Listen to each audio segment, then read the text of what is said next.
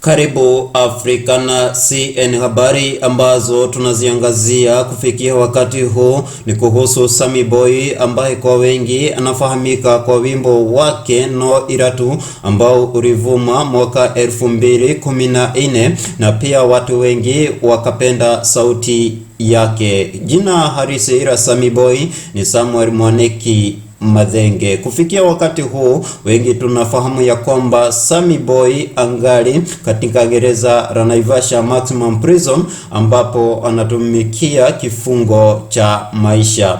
African CN bado tumekuwa tukifanya utafiti ili kuweza kubaini, je, mbona Sammy anatumikia kifungo cha maisha? Mara ya kwanza, kama mnakumbuka, Sammy Boy alipatikana katika TV ya Inoro TV ambapo alielezea kisa ambacho kilifanyika na yeye kujipata katika gereza.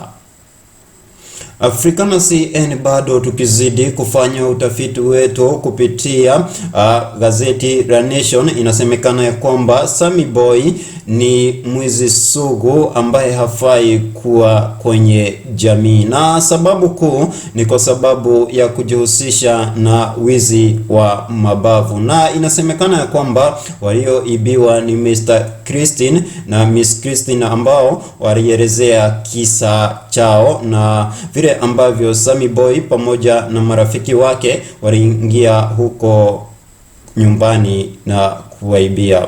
Wanasemekana ya kwamba Sammy Boy pamoja na marafiki wake baada ya kuingia nyumbani kwa Christine, inasemekana ya kwamba waliwafunga na pia kuwaibia pesa na vitu zingine za dhamani. Na pia African CN tukizidi kufanya utafiti wetu, inasemekana ya kwamba gari kutoka kampuni moja ambalo Sammy Boy hakuwa amerejesha, yani gari la kodesha, lilipatikana na vitu ambavyo inasemekana ya kwamba Sammy Boy waliwaibia Miss and Mr.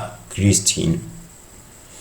Sammy Boy akielezea pale kwenye TV ya Inoro alisema ya kwamba baada ya rafiki wake kuiba alifariki na akaachwa kwenye kesi. Na pia Sammy Boy akizidi kueleza alisema ya kwamba atarudi mahakamani na kukatana na jambo hili. Hii ni African CN, tutazidi kufanya utafiti na pindi tutakapopata habari zaidi tutarejea hapa kukufahamisha. Usisahau kusubscribe.